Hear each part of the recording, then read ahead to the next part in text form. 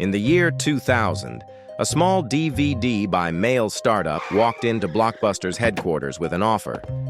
Buy us for $50 million. Blockbuster's executives laughed them out of the room.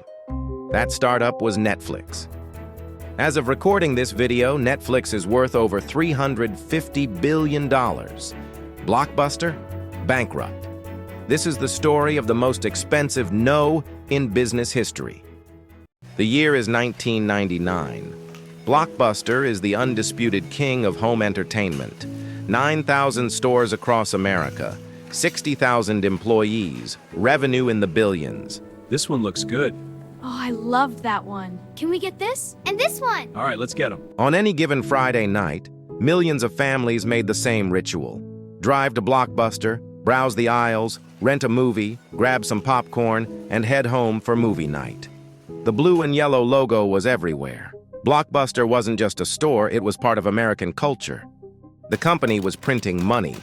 Late fees alone generated hundreds of millions of dollars every year. Their business model was simple and incredibly profitable.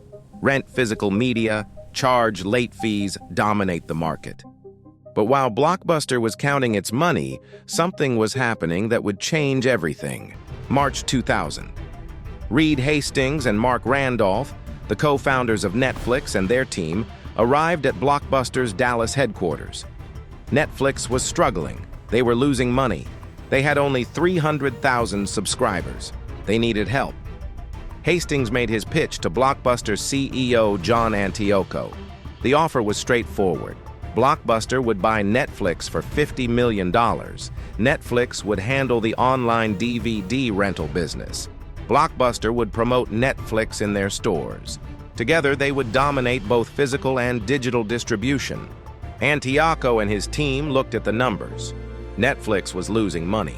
They had no stores, no physical presence. The answer was swift. No, not just no. They laughed at the offer.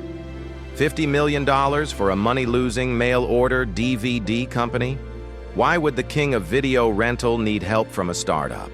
Hastings and his team walked out, humiliated but determined. That rejection would fuel what came next. After the rejection, the two companies went in opposite directions. Netflix got to work. They refined their business model. They improved their DVD delivery. They invested in technology. Most importantly, they started building something revolutionary, a recommendation algorithm. They were learning what customers wanted before customers knew they wanted it. Meanwhile, Blockbuster stayed the course. Why change when you're making billions? They opened more stores. They charged more late fees. They stuck with what worked. But technology was evolving. Internet speeds were getting faster. Streaming was becoming possible. Reed Hastings saw the future clearly. One day, movies would be delivered over the internet, not through the mail or in stores. By 2007, Netflix launched streaming, one of the first services of its kind. For a flat monthly fee, subscribers could watch unlimited content. Wow, this is so cool! Yeah, way better than the video store. No more late fees. This is the future. Blockbuster had the opportunity to do this years earlier. They had the resources, the brand recognition, the customers.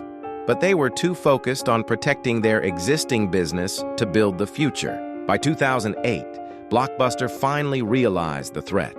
They had even attempted launching Blockbuster online earlier in 2004 to compete with Netflix. But it was too little, too late. The company was drowning in debt. Store traffic was collapsing. The late fees that once powered Blockbuster's profits now drove customers away. In 2010, Blockbuster filed for bankruptcy. 9,000 stores closed. 60,000 people lost their jobs. A 20-year empire crumbled in less than a decade. By 2013, almost every Blockbuster store in America was gone. Today, only one remains, a nostalgic relic in Bend, Oregon, a museum to what once was. The company that rejected Netflix for $50 million was now worthless. Meanwhile, Netflix, they kept growing. They moved beyond streaming other people's content and started creating their own, original content that changed television forever. As of creating this video, Netflix has over 325 million subscribers worldwide. The company is valued at over $350 billion. That's 7,000 times what they offered Blockbuster in 2000. So what happened? How did the biggest video rental company in the world miss the future so completely? 3 fatal mistakes.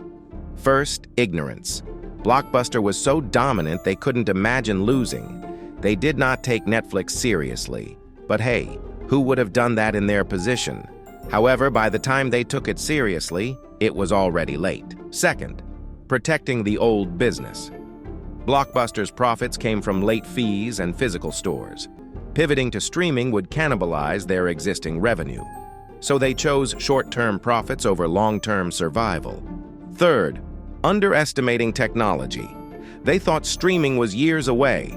They were right that it was early, but they were wrong about how fast it would arrive and scale. The lesson? In business, you're either disrupting or being disrupted. There's no standing still. Blockbuster had every advantage: capital, brand, customers, distribution. But they lacked vision. Netflix saw what Blockbuster couldn't. Customers didn't want to rent DVDs. They wanted to watch content, easily and instantly. Netflix built the future. Blockbuster tried to preserve the past.